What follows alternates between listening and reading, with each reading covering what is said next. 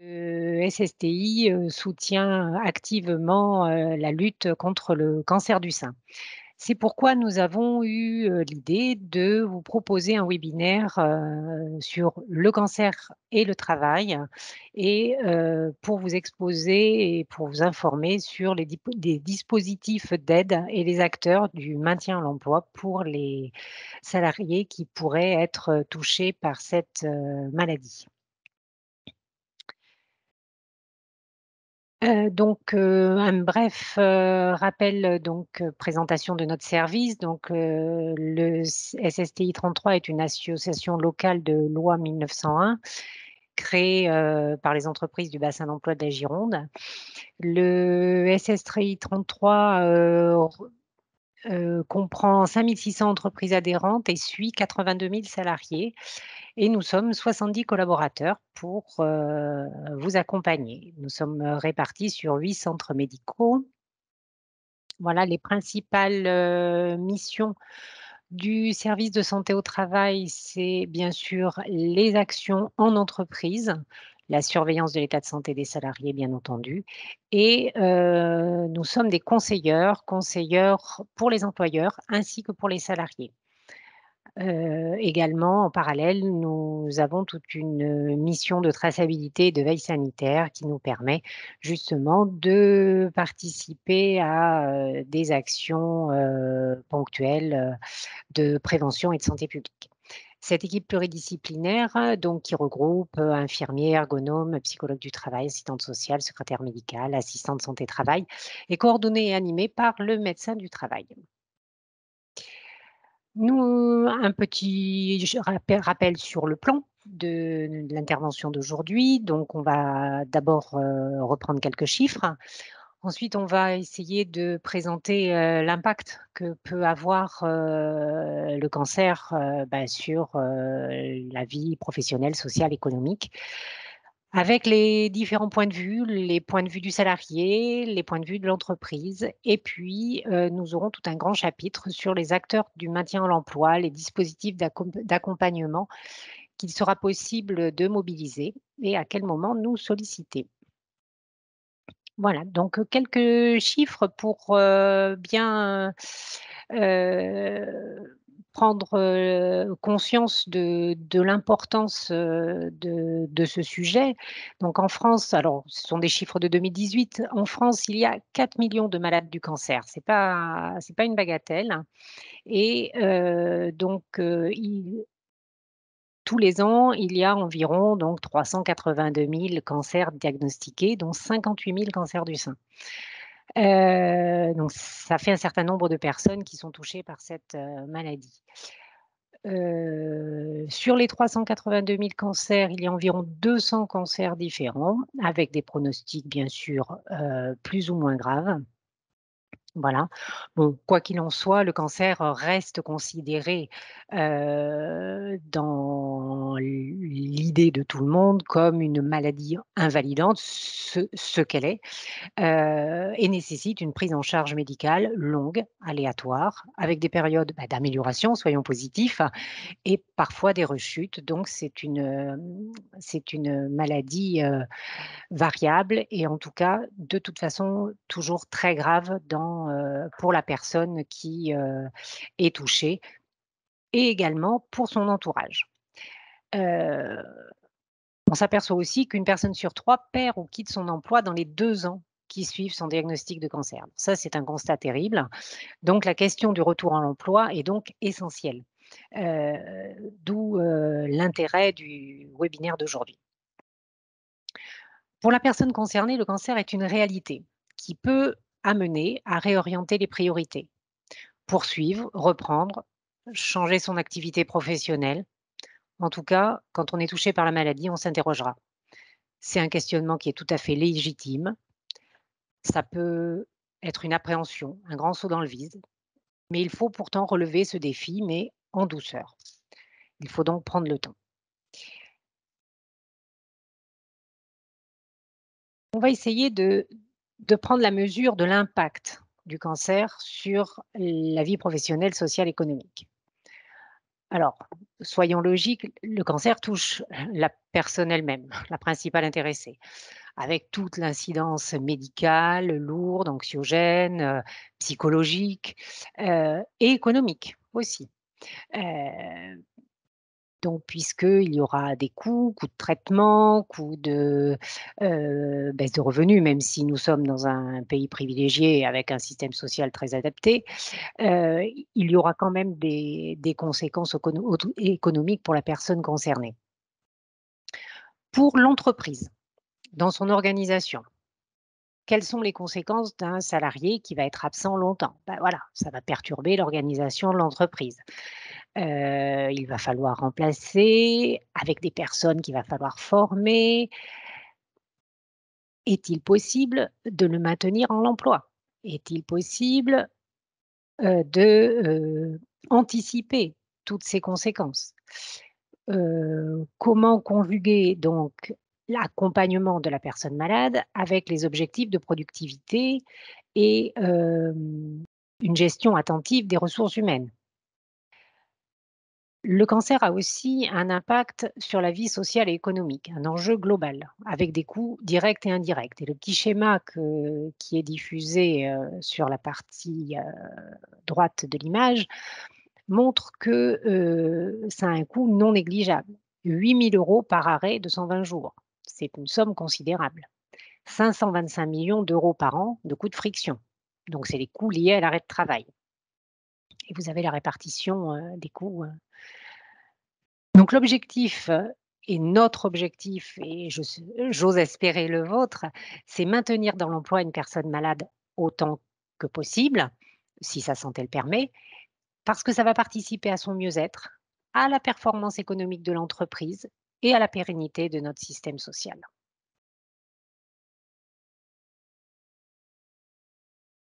Donc on va prendre les différents points de vue, selon différents angles. Donc on va commencer par le principal intéressé, donc le salarié qui est touché par le cancer. Donc un constat, cette, fichue maladie a une représentation sociale de prime abord très négative. Difficile à vivre, difficile d'en parler, très anxiogène. Hem, que faut-il faire? Est-ce qu'on prévient? À la fois on a envie de partager ce lourd fardeau, de partager cette charge et cette chape de plomb qui vient de nous tomber sur la tête. Et à la fois, on veut le garder secret parce qu'il y a un petit tabou et on n'est pas à l'aise et puis on a peur. Donc il faut, reprendre des choses très factuelles. En arrêt de travail, la relation entre l'employeur et le collaborateur est légalement suspendue. Ça, c'est le côté juridique de la chose. Après, informer ou ne pas l'informer, telle est la question, comme dirait Shakespeare. Bien sûr, la réponse ne pourra être que personnelle, en fonction de la personnalité, tant du salarié que de l'employeur qui sera, en vis-à-vis. Heu, le ressenti qui peut être perçu par le salarié touché par la maladie. Le cancer représente pour ce salarié en effet une déviation de trajectoire biographique. C'était le grain de sable dans la chaussure qu'on n'avait absolument pas prévu. Personne n'imagine être un jour touché par cette maladie, même si on est tous tout à fait conscients que ça peut arriver. Et donc voilà, on sort de sa ligne, de son parcours, de ses projets. Mais cette maladie permet aussi de faire un arrêt sur image et de générer peut-être une réflexion identitaire et professionnelle. Quels vont être les leviers et les conseils que nous pourrions, proposer pour anticiper un retour à l'emploi dans de bonnes conditions? Alors, la première chose, je vais dire qu'il faut prendre son temps. D'abord, il faut déjà digérer la pathologie, l'annonce de la pathologie, les traitements qui vont être proposés et puis se dire justement réfléchir sur cette trajectoire biographique dont on parlait tout à l'heure et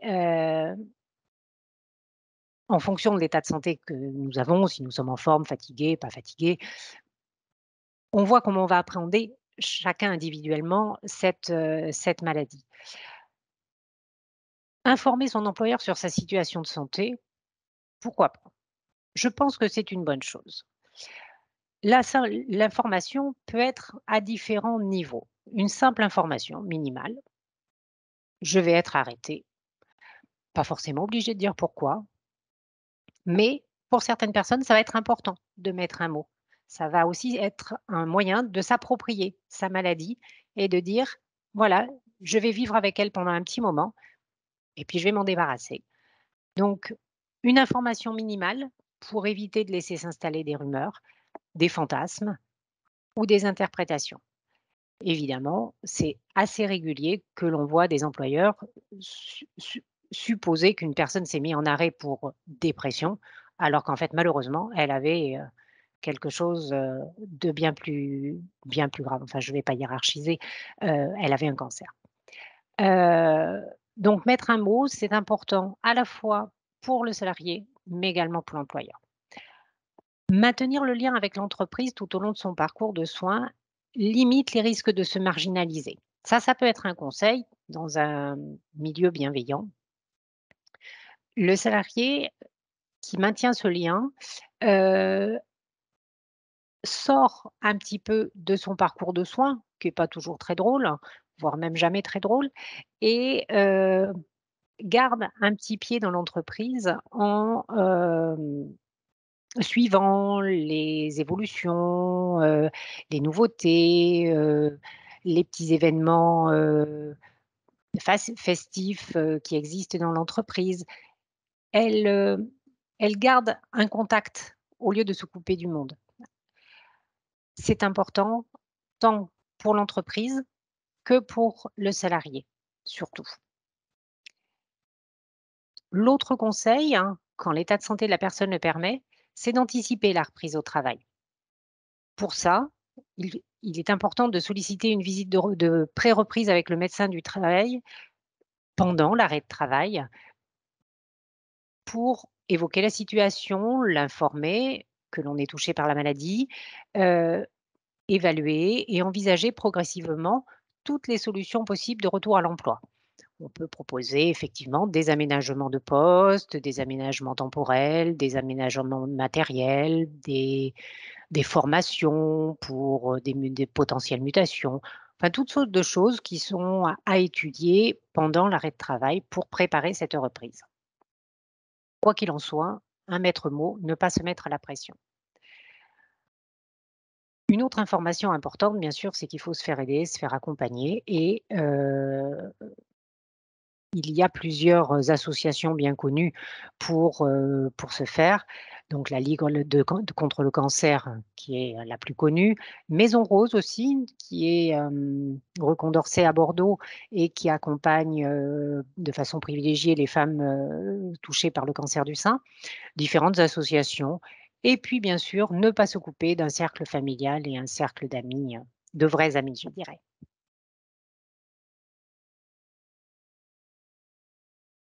Sur le plan de l'entreprise, il faudrait une démarche plus inclusive. Heu, le constat premier, c'est que les entreprises ne sont pas toutes sensibilisées à la maladie. Pour elles aussi, cette maladie, ce cancer, a toujours une représentation sociale très négative, hem, avec, un certain désarroi, face à un salarié pour lequel on apprend qu'il est touché par cette maladie. Donc c'est un sujet un petit peu tabou, et l'employeur est assez, je dirais, maladroit parfois, où commence, où s'arrête la sphère personnelle du salarié. Évidemment, certains salariés souhaiteront en parler, d'autres non. C'est à respecter, c'est en fonction de la personnalité de chacun, du salarié en particulier, bien sûr. Hem, il y a souvent, au niveau des entreprises, une méconnaissance des dispositifs du maintien en emploi. Ce qui fait que, l'employeur, face à la maladie, conseille souvent, gentiment, à la personne de s'arrêter le temps nécessaire, de prendre soin de lui. C'est déjà énorme et c'est déjà très bien. Heu, mais par contre, plein de choses sont possibles pendant, après. pour, accompagner le salarié selon, la volonté de chacun et l'état de santé du salarié en particulier. Donc, quelle attitude adopter face à son salarié? Peut-on entrer en contact avec lui pendant l'arrêt de travail et comment ne pas se montrer intrusif? Alors, je crois qu'effectivement, le 1er conseil à donner, c'est, de personnaliser la réaction, de l'employeur et il faut surtout, laisser, venir les choses et prendre son temps, comme pour le salarié. Hem, il faut créer un sentiment d'appartenance à l'entreprise qui permettra donc de créer un lien, bienveillant, heu, qui, laissera le salarié venir vers l'employeur pour, heu, expliquer, les étapes clés, non pas en termes de médicaux, mais en termes d'organisation, pour, dire, à quel endroit, à quel moment il pourra là je peux travailler, là je ne peux pas. Un employeur pourra dire: «Vous pouvez venir quelque temps, quand vous êtes en forme, quand vous ne l'êtes pas». Plusieurs choses sont possibles si on le selon les activités et si on le souhaite. L'attitude donc de l'employeur va être clé pour permettre aux salariés de se soigner sereinement et favoriser ce retour à l'emploi. Heu, pour prolonger cette réflexion, vous pouvez consulter la charte de l'Institut national du cancer qui, reprend, des points, pour, favoriser ce dialogue et mettre en équation, les attentes du salarié, les capacités de l'employeur, donc pour le bénéfice, de tous et de l'entreprise et du salarié. Heu, une approche collective favorise le dialogue social. Heu, à différents niveaux dans l'entreprise, il y a bien sûr les dirigeants, les managers de proximité, le service RH et parfois des référents QVT. En unissant les forces de chacun, vous pourrez proposer à vos salariés, hem, une organisation sur mesure qui lui permettra de conjuguer, maladie et travail s'il le souhaite, si cela est possible et son état de santé est possible.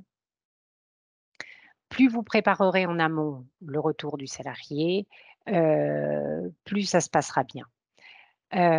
Vous pouvez aussi, pour montrer votre ouverture sur le sujet, participer aux campagnes de sensibilisation de santé publique comme nous le faisons, Octobre rose, Mars bleu contre le cancer colorectal.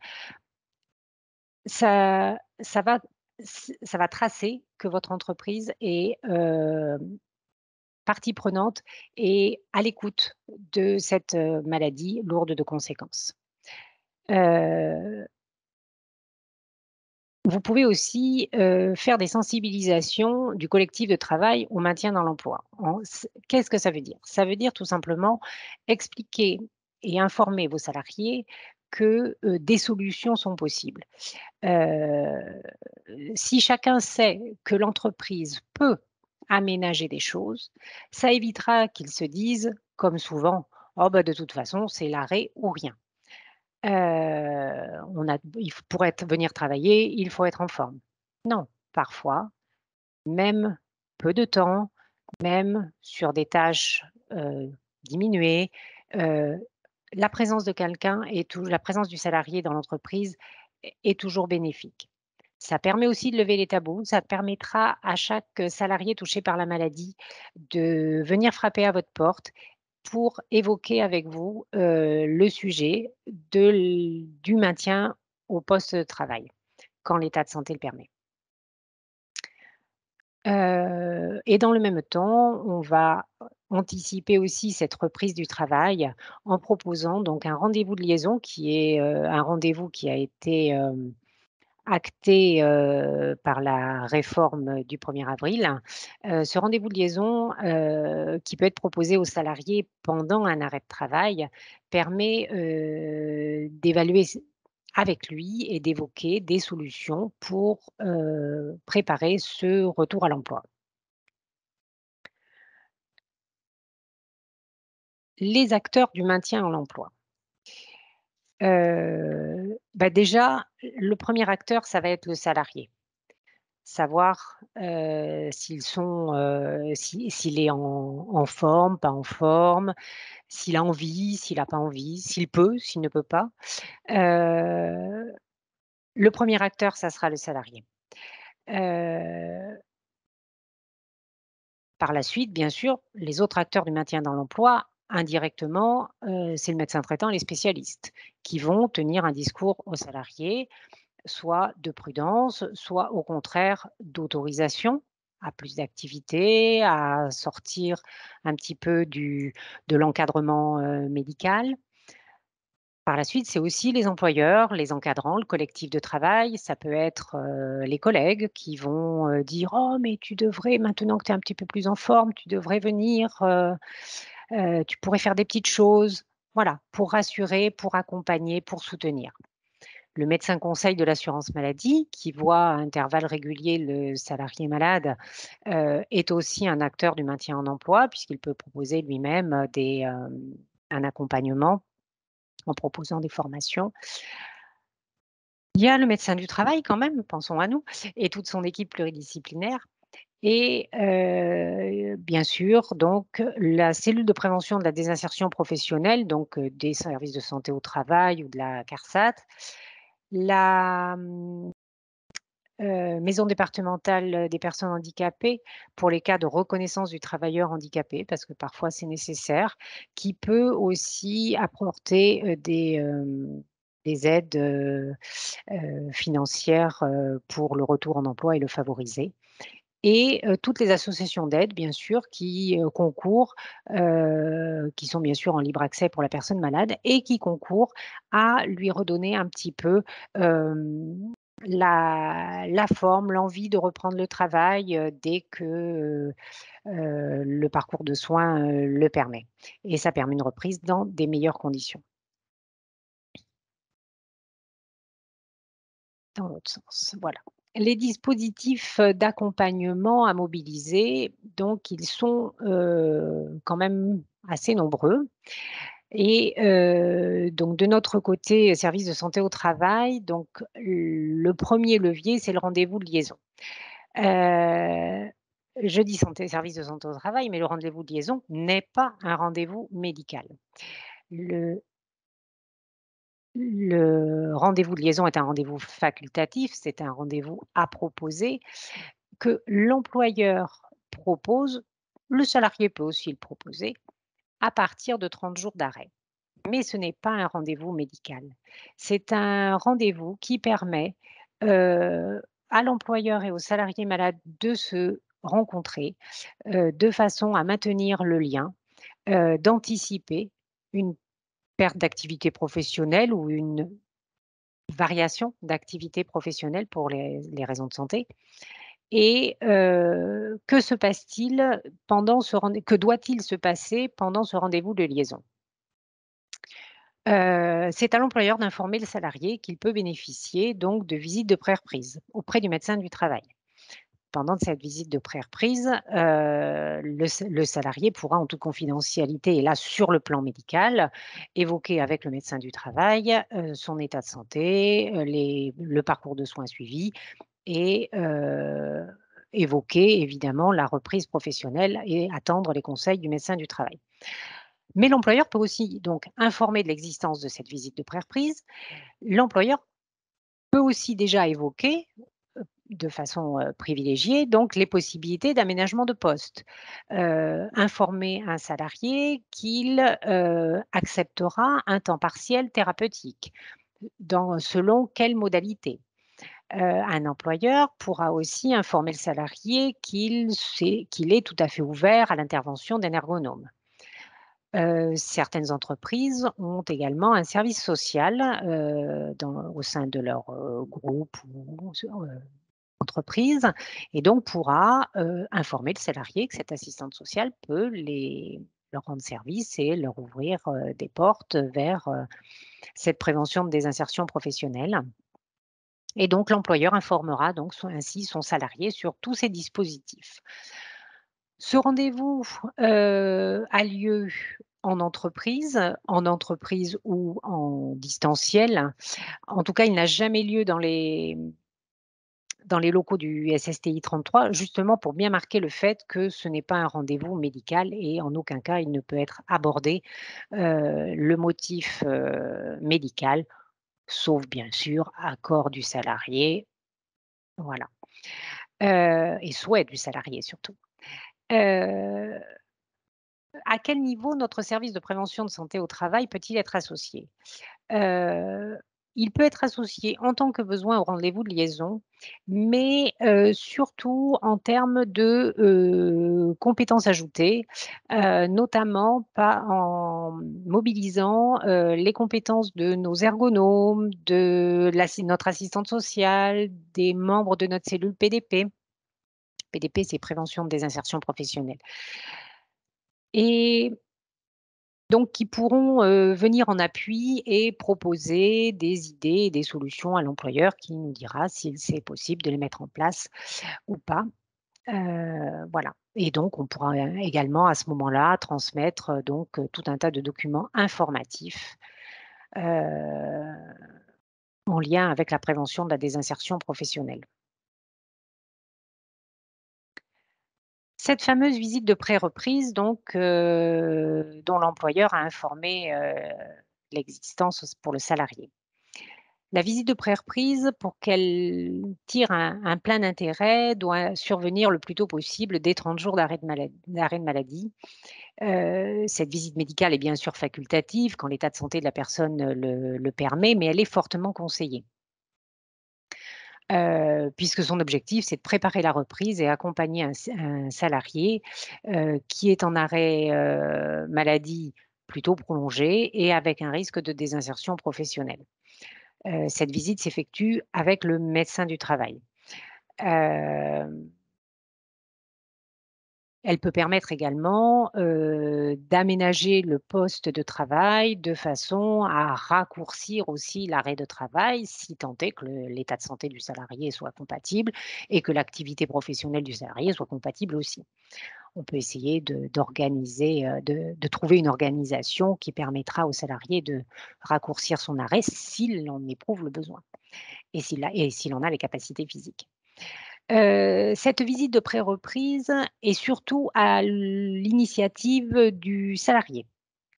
C'est-à-dire qu'il faut tout simplement qu'il soit en forme pour, pouvoir, venir à cette visite et surtout en état et prêt à l'accepter pour, pleinement en bénéficier.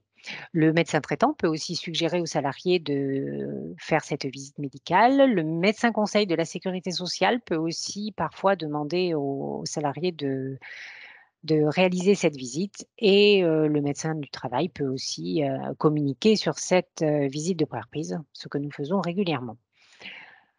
Le secret méd Dans toute visite médicale et notamment dans la visite de pré-reprise, le secret médical est toujours, tout à fait respecté, et avec l'accord du salarié, le médecin du travail pourra contacter l'employeur ou lui envoyer un document, le document de fin de visite, afin que les préconisations soient mises en œuvre dès la reprise. C'est-à-dire qu'on peut informer un employeur à l'issue de cette visite de pré-reprise, quand le médecin du travail a bien étudié la situation du salarié, il peut, suggérer qu'il faille organiser, aménager un bureau, qu'il faille, organiser un temps partiel thérapeutique et pour ce faire, il pourra prévenir l'employeur. En aucun cas, quoi qu'il en soit, le médecin du travail ne donnera jamais aucun élément médicaux à l'employeur. Le salarié fait ce qu'il veut, le médecin du travail ne donnera jamais aucun élément médicaux. Cette visite de pré-reprise, je dis ça surtout à l'attention des employeurs qui nous écoutent, ne se substitue pas à la visite de reprise. La visite de pré-reprise étant facultative, elle a eu lieu ou elle n'a pas lieu, il y a lieu quand même organiser une visite de reprise à la fin de l'arrêt de maladie de la personne, qui permettra d'acter sur une fiche d'aptitude ou une attestation les aménagements nécessaires. À noter aussi que cette visite de pré-reprise peut rester tout à fait confidentielle si le salarié le souhaite. Alors, je vous parle toujours d'aménager le poste, mais qu'en est-il? dans les aménagements de poste. Heu, plusieurs possibilités, soit on retourne au même poste de travail, soit on reclassera sur un autre poste de travail. Aménager le poste pour que le salarié retrouve son poste de travail. Donc, un petit article du Code du travail, le médecin du travail peut proposer par écrit et après échange avec le salarié, avec l'employeur, des mesures individuelles d'aménagement, d'adaptation ou de transformation du poste de travail. Ça, c'est ce qui est mentionné sur l'annexe 4 de nos attestations ou fiches d'aptitude. On peut effectivement évoquer la mise en place de mesures organisationnelles. Réorganisation des activités, donc par exemple, se faire aider sur une partie des activités de la personne. Heu, Modifier des horaires. Des arrivées plus tardives, des départs plus tôt, selon l'état de santé de la personne. Et on peut tout simplement réduire le temps de travail de façon temporaire, ce qui s'appelle un temps partiel thérapeutique qui est prescrit par le médecin traitant et organisé en demi-journée, en journée complète, en journée raccourcie, par le médecin du travail. On peut également, en termes d'aménagement, mettre en place des mesures techniques. Donc aménager un poste, faire des modifications ergonomiques, que ce soit des postes de bureau, que ce soit des postes industriels ou faciliter l'accessibilité, mettre un bureau au rez-de-chaussée plutôt qu'à l'étage, si bien sûr les locaux s'y prêtent, on est bien d'accord. Voilà, on peut également, accompagner avec la cellule maintien dans l'emploi du service de prévention de santé au travail. Est-ce que ces aménagements de poste s'imposent aux employeurs? Une grande question. L'employeur est tenu de prendre en considération l'avis et les indications, les propositions émises par le médecin du travail, nous dit le Code du travail. Mais logiquement, l'employeur peut refuser. Ça, c'est pas bien. Je vous fais même mon commentaire. En cas de refus, l'employeur fait connaître par écrit aux travailleurs et aux médecins les motifs qui s'opposent à ce qu'il y soit donné suite. Évidemment, il n'est pas toujours possible de pousser les murs et de faire des travaux conséquents pour favoriser le retour d'un salarié. Mais si on peut, c'est toujours sympathique de pouvoir le faire. On peut également envisager, d'un commun accord, donc de reclasser le salarié touché par la maladie sur un autre poste de travail, soit dans la même entreprise, soit dans une autre entreprise. C'est pour ça, on peut, accompagner le salarié avec des mesures de reconversion professionnelle, lui faire réaliser un bilan de compétences quand visiblement on s'aperçoit que, après la maladie, il ne pourra absolument pas reprendre, le même poste de travail avec la même énergie, les mêmes capacités, qu'avant. Il peut réaliser aussi des essais encadrés. Ce sont des essais, de travail dans certaines entreprises ou dans des domaines d'activité, qu'il, idéalise peut-être.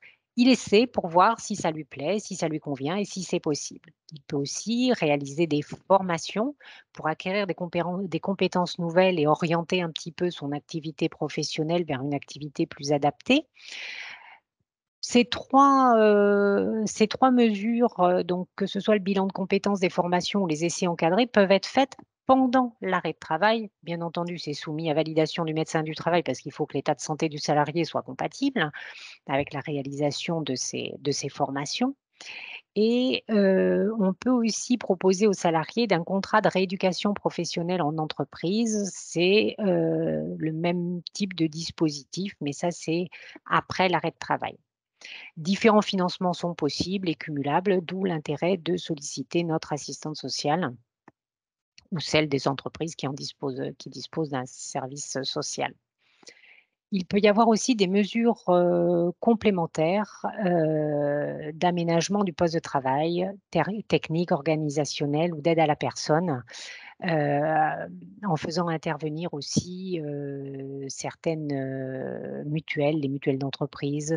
Les salariés sont souvent très démunis et peu informés sur, l'existence de ces aides.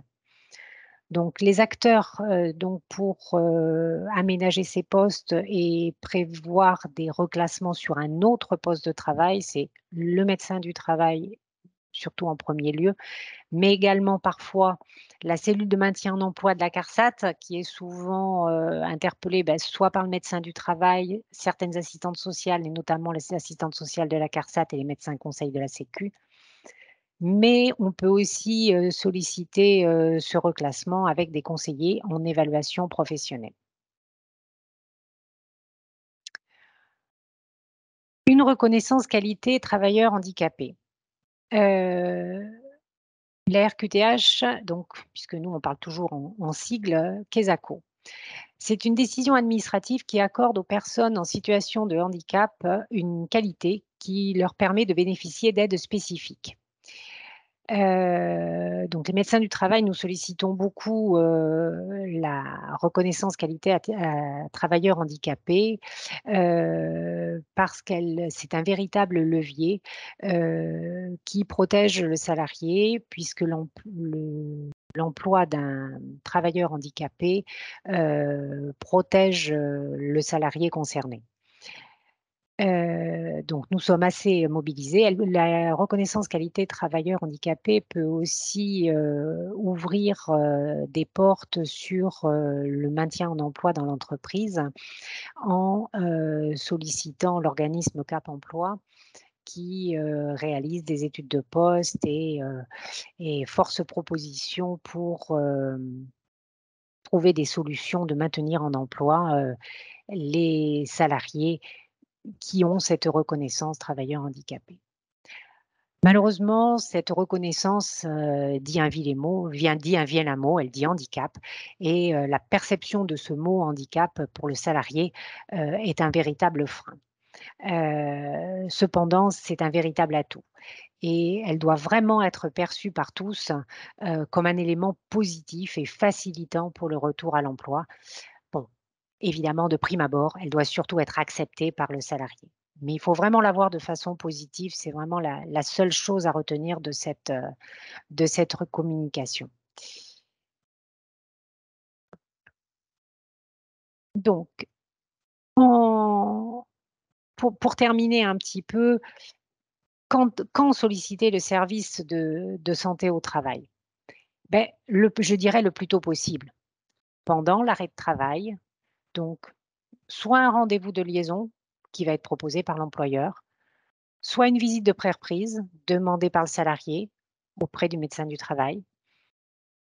Solliciter aussi une visite avec l'assistante sociale qui pourra elle aussi l'orienter. À la reprise après l'arrêt de travail, il faut organiser une visite de reprise. Ça, c'est le travail de l'employeur, de façon à ce que le médecin du travail puisse acter de façon définitive et officielle les aménagements nécessaires pour faciliter le retour à l'emploi de votre salarié. Après la reprise, notre accompagnement continue avec des visites périodiques, des visites occasionnelles à la demande du salarié, de l'employeur, du médecin conseil ou du médecin du travail. Un aménagement peut être aussi revisité régulièrement par le médecin du travail. On le fait reprendre d'une certaine façon pendant un mois, puis au bout d'un mois, on réévalue la situation et on augmente un petit peu les compétences. Une reprise progressive qui permet la réintégration du salarié en entreprise, doucement mais positivement. Voilà. Toutes ces mesures mises en place, ont permis d'établir un baromètre cancer et travail, 2021 qui souligne des résultats très encourageants.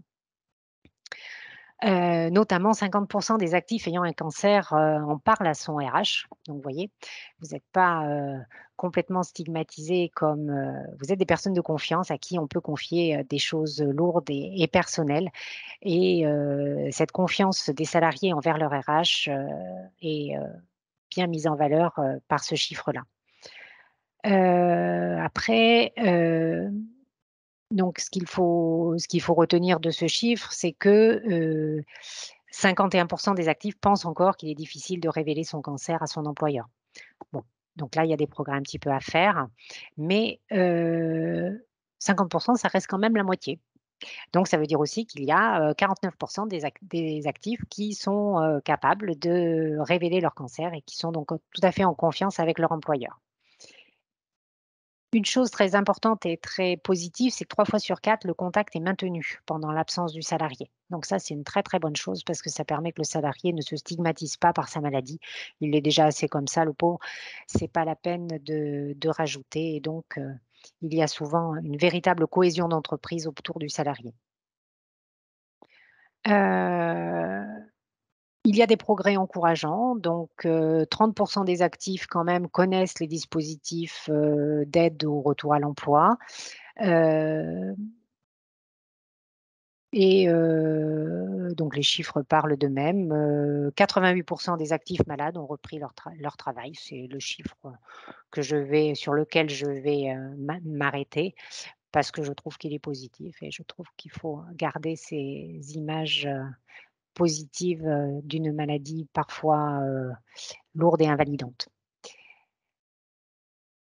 Je vous remercie beaucoup pour votre écoute et je me tiens à votre disposition pour répondre à vos questions.